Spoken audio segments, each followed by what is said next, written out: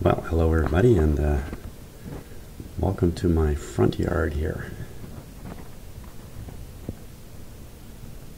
So the reason I'm up here, kind of showing you the snowy world, is here's the next project.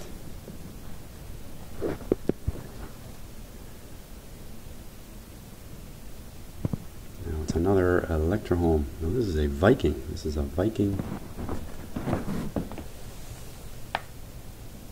It says Viking, but I thought it was an Electrohome console. A little hard to see that. That's the Viking ship symbol there. So we're going to be working on this guy.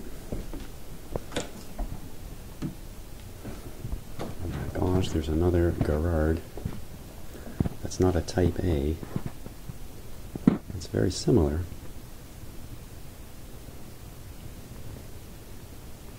And a big receiver there.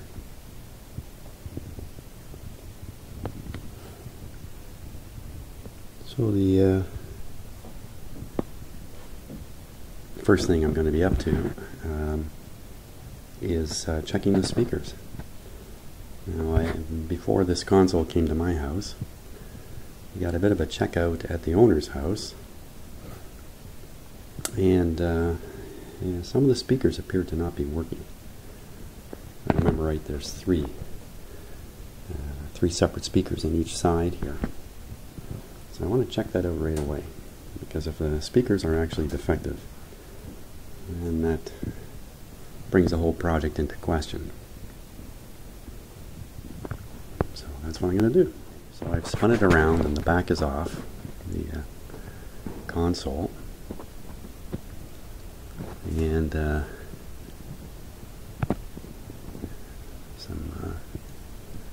some interesting stuff here. What is this bar?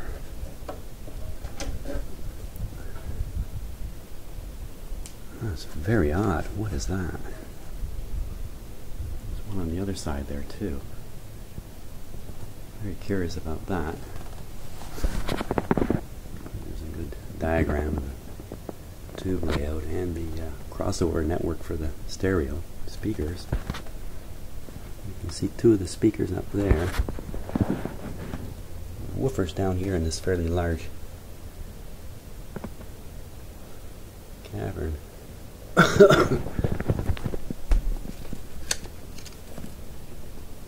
Why this is laying here, I don't know. The wires are, look at. Oh my. That's the crossover network. Oh boy. We're in some trouble already. I only see one of them. Oh boy. No wonder some of the speakers weren't sounding out the front. The wires are cut here. Oh boy. Who's this weird arm again?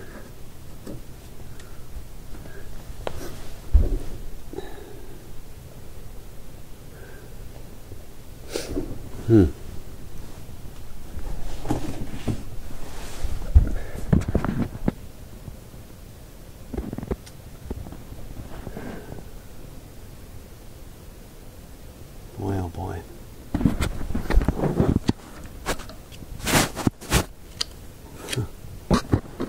Well, we're off to a bad start here. Bad start. No, looks like only one crossover. Oh no, there's the other one. There's the other one up there. Phew, that's good. That's good. Okay, so it's going to require a... Yeah, see, someone's just done away with the crossover and wired the speakers probably all up in parallel. Really kind of defeats the the capability of a unit like this. Well, I'm going to go ahead and check the speakers. Speakers out. Now, I've heard it working. I've heard the radio working.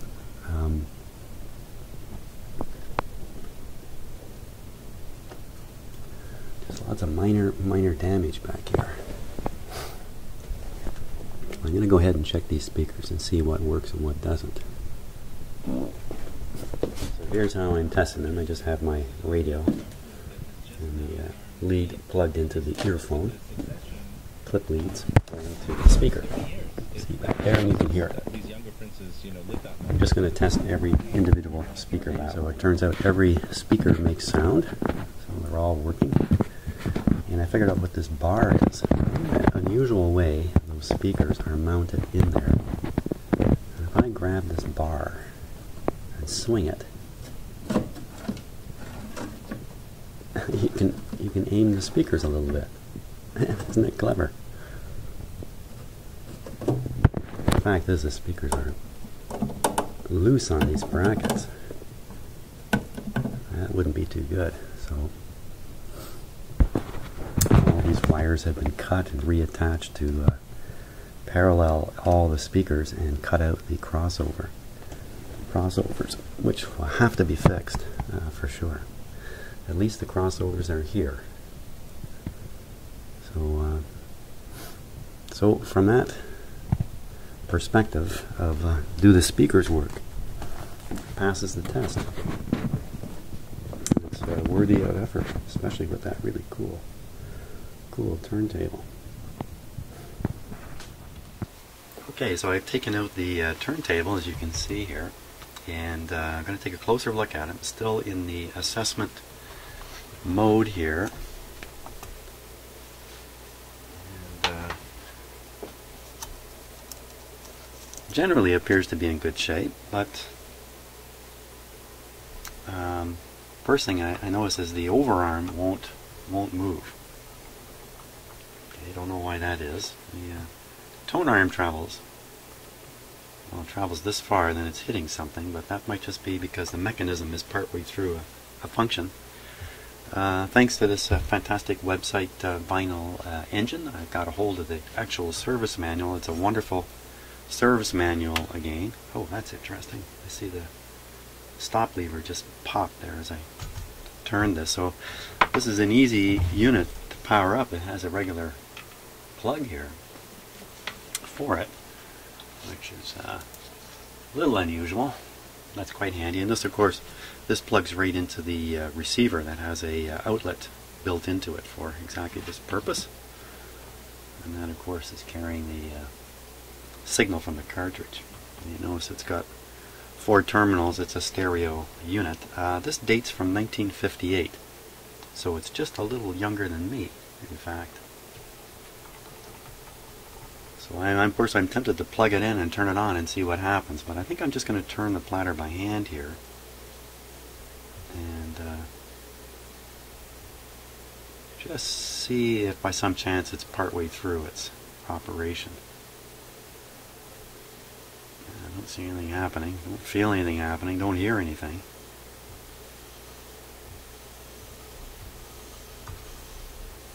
It sounds like the brake is on because it's not turning very freely. So I'll pretend to be the motor here. It's got quite a complicated little switch here. Yeah, let's see if we can get a little better look at that.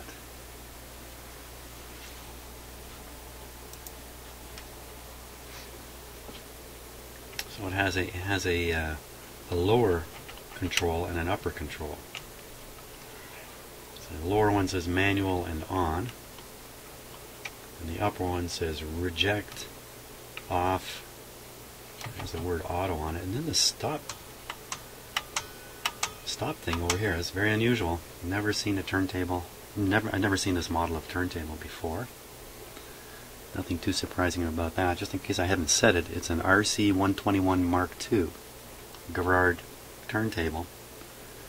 Of course, made in England. Plays 4 speeds. And this one is mounted with a flip-over cartridge here.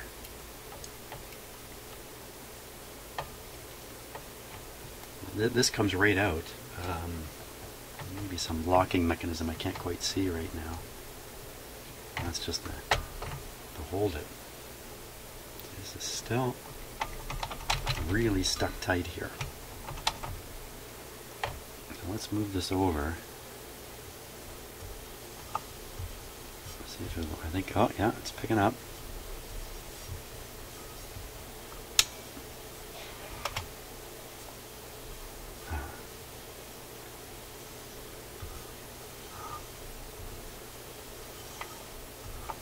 It should try to play again. That's what it should be doing. No, it's going to turn itself off. There goes the stop button, just flipped. Interesting. Yeah, let's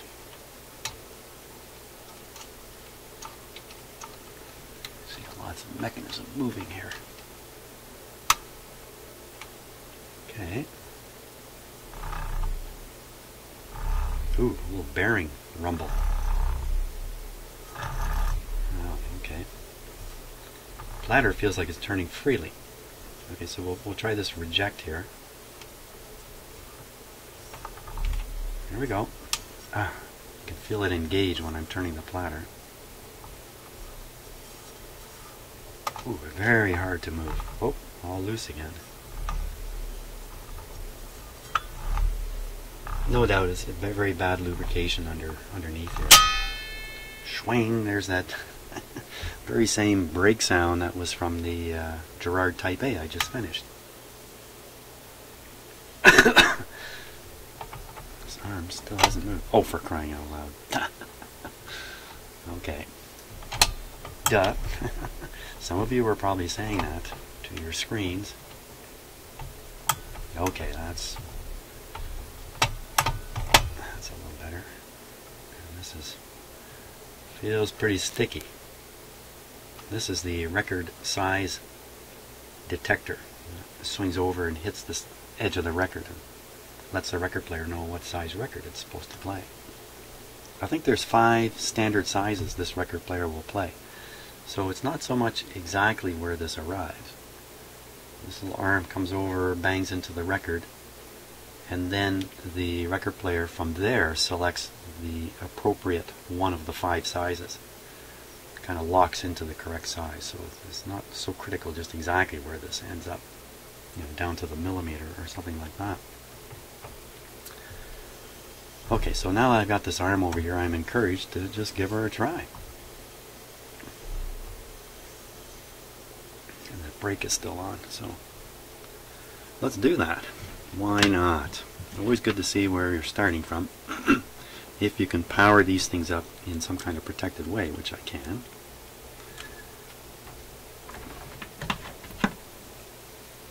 Okay, now with this arm down, normally that tells the record player there's no records to play.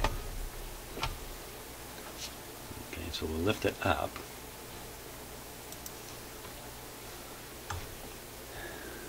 And we'll just apply power here. Now I'm going to do it through my dim bulb, just to be sure. You can see it just a bit over here. Just to be sure there isn't something seriously wrong. Here we go. Okay, so the light did not come on at all. Motor didn't start. Now I'll move this to the on position.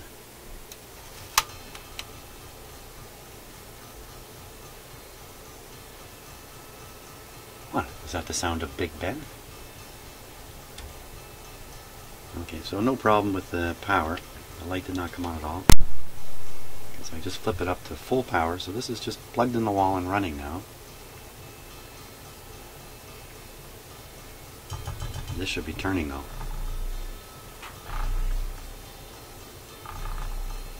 Sounds like a train coming, doesn't it? Let's make sure the speed is engaged. Speed control doesn't want to change. I believe there's a belt inside this turntable, and that could be the sound of the broken belt flipping around. Let's try. Reject. Of course, it's not going to do anything. No motor drive. Okay, so there's the answer to how well does this work right now. Not too well. Okay, so let's pop this off.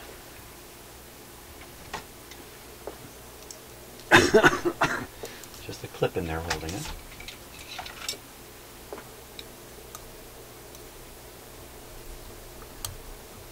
It's a flyaway clip. I don't want it to fly away. I'm very careful about that. There we go. Now, getting these off can be quite a challenge. Okay, so this doesn't want to come up. I'll leave it as it is. Especially for a individual, like a one individual trying to do this, this is not easy. By the way, the turntable is up on a suspended stand. You can see a bit of it here. That's wow. Okay, so the way to do this with one person, just about impossible.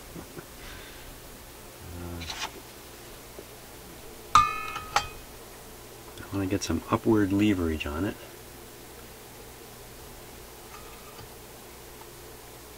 I don't want to damage the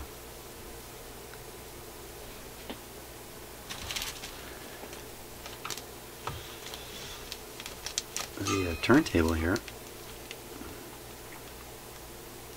Okay, that's a little bit there. I don't think this is going to work well.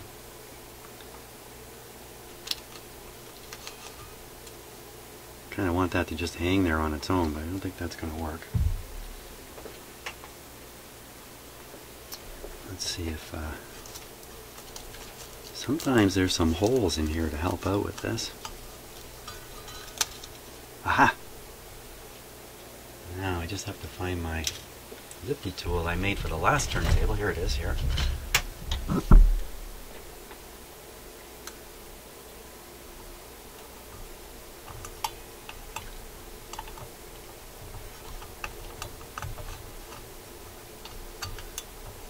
Okay, I can lift it now. Good. I get my my high school built hammer. Hey, I made that in high school. All kinds of guys my age in Ontario have one of these. Yeah. Okay, so the idea is to lift it up and then tap down on the center spindle, and the shock should release it. I don't want to tap too hard and damage this. How do you like that, eh? Wow, the time I have spent trying to pull these off in the past. But I didn't know exactly what I was doing. And the first thing I'm seeing is a lot of rust. A lot of rust in there.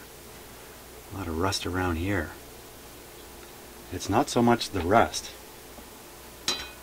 It's that it tells me this thing has been in moist circumstances for an extended period now. So here's the idler, or intermediate wheel. And the height adjustment is just frozen solid here. It won't move. So exactly what this was doing while it was running, I'm not sure. And probably the surface is hard like a...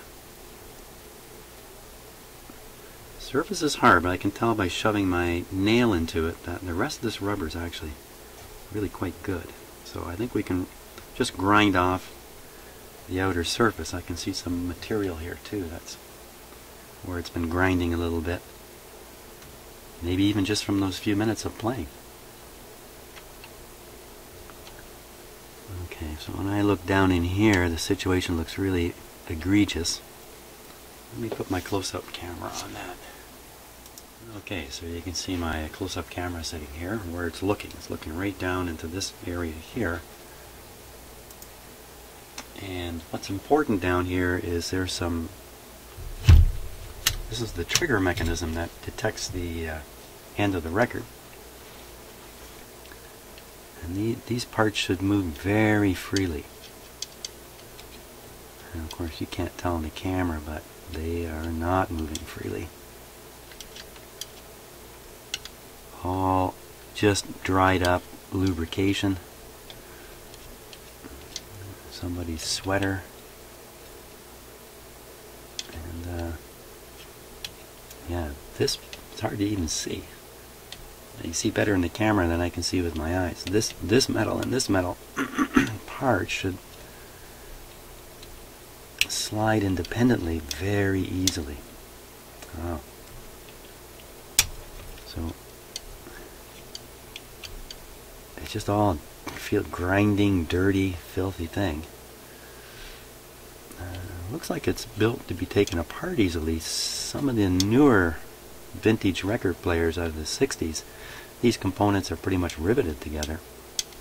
Not a lot you can do. This one's got some kind of clip here that can be removed. You can pop those pieces out, provided I can get at them. Now what's going on under here?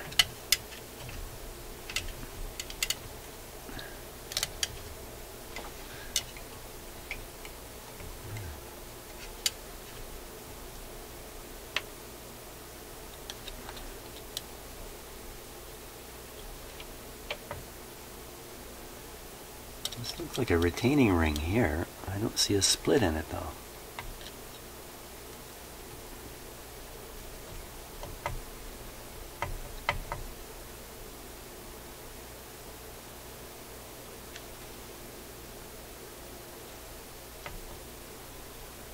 Yeah. It doesn't feel terrible, but obviously it's lacking lubrication inside.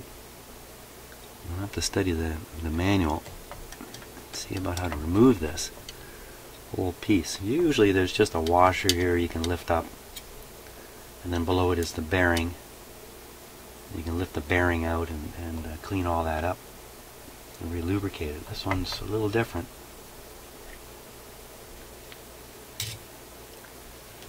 So now let me just swing you over here a little bit. What we're looking at now is the top of the motor spindle. I just want to spin it by hand and feel it. Now these are, quote, permanently lubricated.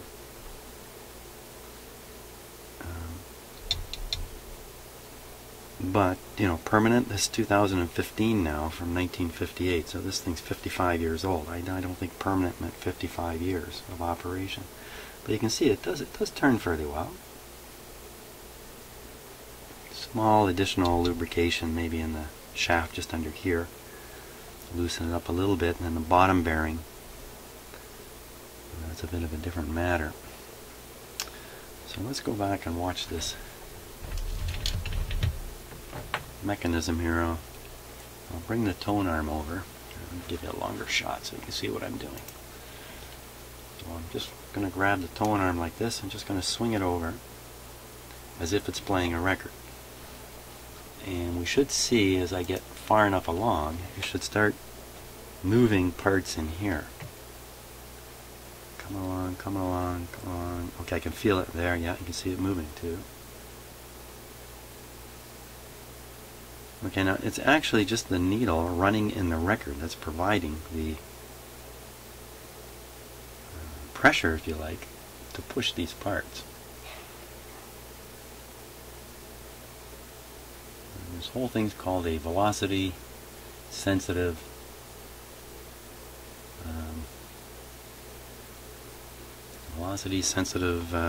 end detector. I don't know what the last part of the word is, but terrible condition. Yeah, it's just terrible. I mean, it's working. The parts are all working. This is a rugged turntable. So I'd be very surprised if there's actually anything seriously amiss. I'm going to flip it over and take a look underneath. That's one thing about these old turntables. They are rugged. They are rugged beasts. Okay, and I'm just looking, if I turn it right over and just sit it on itself, this is what's going to take the strain, and I certainly don't want that to happen. This is pretty strong, this point. And this back here is usually pretty strong, but this doesn't look strong to me at all, and if I were to break this piece of plastic, oh, it'd be a sad day in Jim's shop. So what I'm going to do is I'm just going to first Yeah, power's off. I'm just gonna put it like this. You know, maybe I'll just tip it up like this. This might be the best way. I can lean it back. Doesn't like leaning back.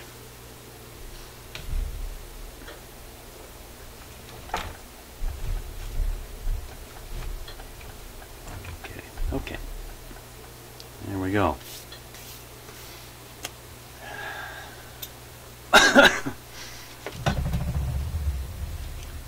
Well, right away I see big globs of old lubrication in here. A general look of dryness throughout the whole thing, and evidence of corrosion from sitting in a moist type environment. Here's the bottom bearing to the motor, which I may or may not take off and clean up. A little bit of dust on here, not terribly bad. And I think it's first order of business on this guy is just cleaning all this up. Doesn't appear to be any damage. One of the challenges in working on these things is a spring missing. Fortunately, I have the service manual, so I can actually check through it, but I can see spring, lots of springs. Spring in here, lots and lots of springs. Spring down here, very light spring down here. And this is the switch, which goes to the cartridge here, and most of these turntables have a way of shutting off the signal from the tone arm while the mechanism is operating. Otherwise, the clunking sound of all this mechanism would be transmitted right through the cartridge and right out to the speakers, and you'd be listening to it.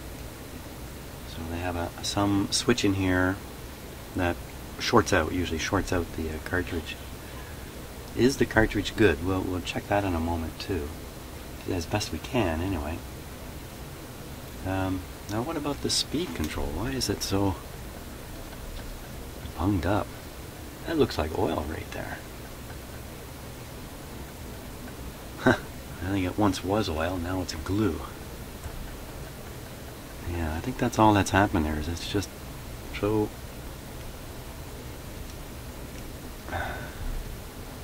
it's a spring-loaded thing. It's just rock solid. Now, there can be a problem, especially when you see this kind of metal, which I think is called pot metal, but I'm not sure. Where over time, especially shafts going through this kind of stuff, can get so frozen up as to be a write-off. So I'm certainly hoping that's not the case here. Now, the motor rubber mounts are in excellent condition. You can see them up in here. In a lot of turntables, especially 60s turntables, these rubber mounts completely disintegrate. Causes the motor to drop down low, interferes with the speed setting, and pretty much ruins the record player until you replace or do something about these. But these are good. So hats off again to 1950s British engineering. He did a fine job on this guy. And that's why I'm pretty sure I can bring the whole thing right back to life. And we'll see this whole thing working just the way it was intended. I'm pretty sure of that.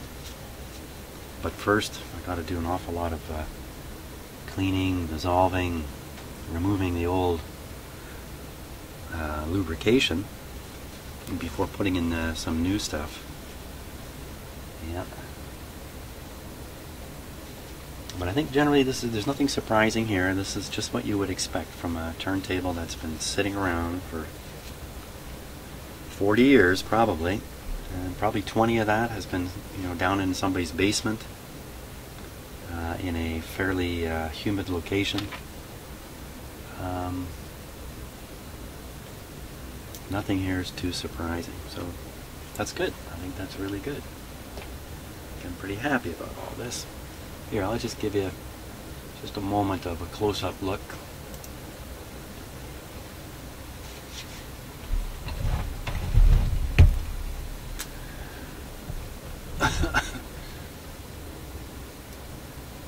see that.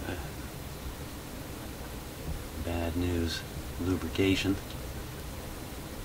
You can't even call it lubrication. You can see the surface corrosion that's on any metal that's susceptible. Right down in here. All those springs, all those arms, all that stuff. So, but I'm real hopeful. We gotta check the cartridge. Yeah, let's check the cartridge. See what we can get out of that.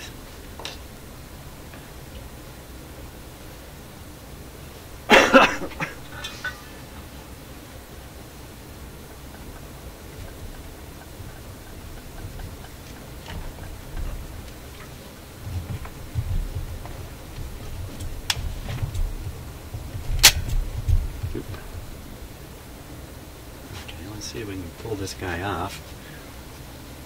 There's usually a lock on these.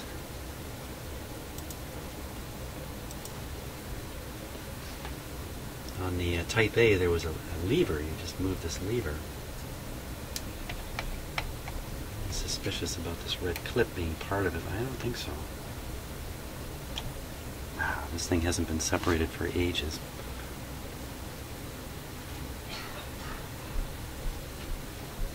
Looks like there might be a clip under here.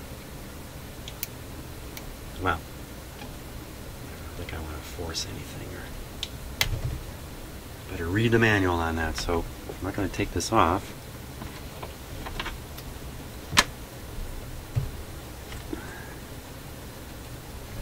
I just need to make a connection between let's get this on camera here a little bit. Just want to make a connection between these leads and my own stereo here. So let me hook that up and we'll check it out. Okay, so being a stereo cartridge, it's got 2 signal leads and 1 ground coming to this. And it's got 4 pins, and which is hooked up to what, I don't know. I'm just going to guess away here. Try a couple combinations and we'll figure out which one's the right one there, I think. Okay, there's a little static coming out of my stereo. Okay, I'm just going to turn it up. Just stroke the needle slightly. Not a thing. Nada. Okay, try again. This combination here.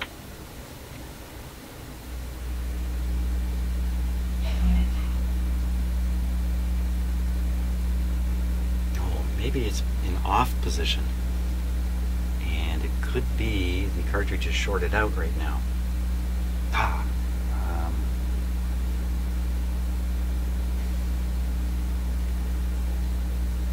Yeah.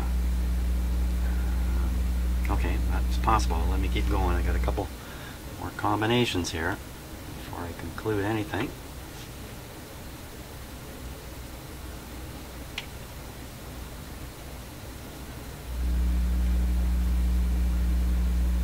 Not a sound. Okay. So I'm just going to go consult the manual about how to take this off. And then we can work directly with the cartridge, and that's a little bit of a better deal anyway. Well, the wonderful manual for this turntable gives no instructions on how to remove that. So I'm going to assume it's just fit in, and I'm going to just apply a little bit of pressure here. See if it doesn't move out a bit.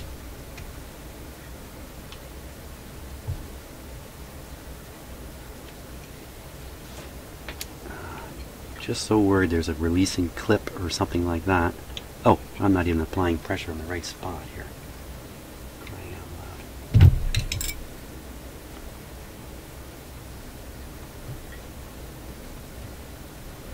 loud. Looks like I see other marks from similar attempts here. Yeah, it's coming out.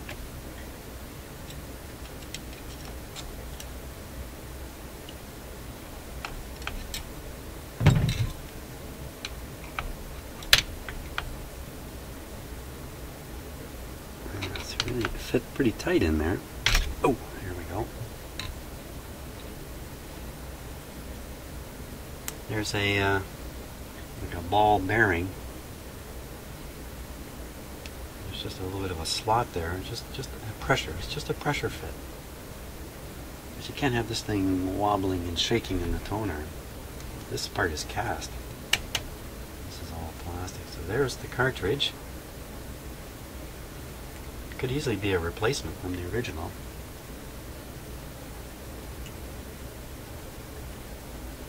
It's the rotating type, which almost always lead to wire problems. I can see one of the wires is actually not even connected here.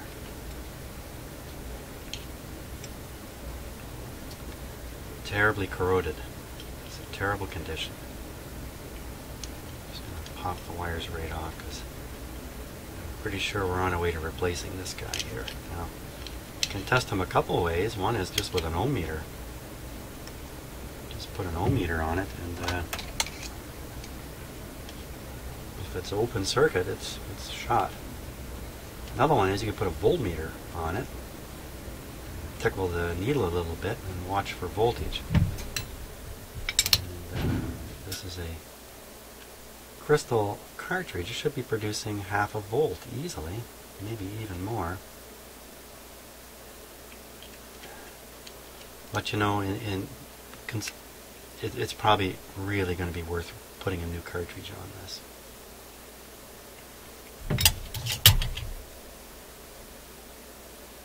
Yeah, these are terribly corroded here. Okay, rotate it a little bit. Loosened. All this stuff is so delicate. There we go.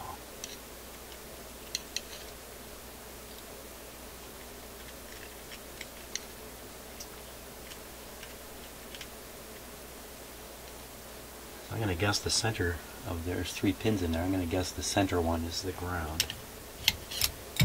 Okay, we'll clip onto it here and see what we get.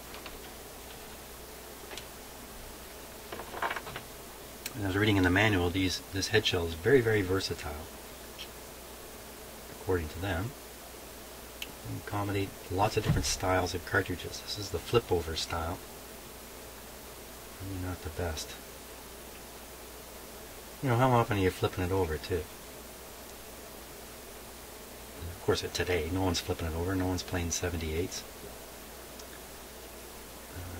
Most people, if you're playing a record, it's a 33. Okay, got the clips on. Let's put the volume up. Pretty darn high. Not a sound. Nada.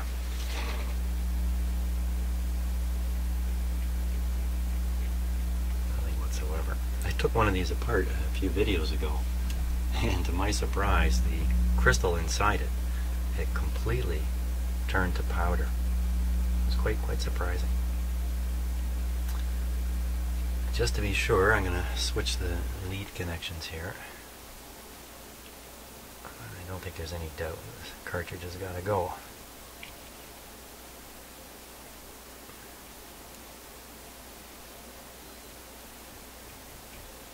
Sliding it up and down to try to get some kind of connection going there.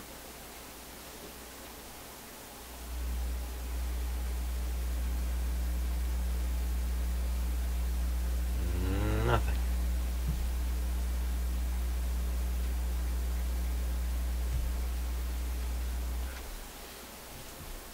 Let's flip it over. I'm pretty sure if it doesn't work one way, it's not going to work the other. You can bet the needle is shot on this anyhow. You know, if you're going to restore or something like this, and you don't bother paying attention to the cartridge, you really may end up with something that works, but the sound quality is crap. When this console is going to have the ability to produce, yeah, it's a dud. Doesn't. Well, that's an important factor because there's a cost here in replacing that. Of course, it raises an interesting question about. Ooh, feels very nice. That's good. That's where we stand now.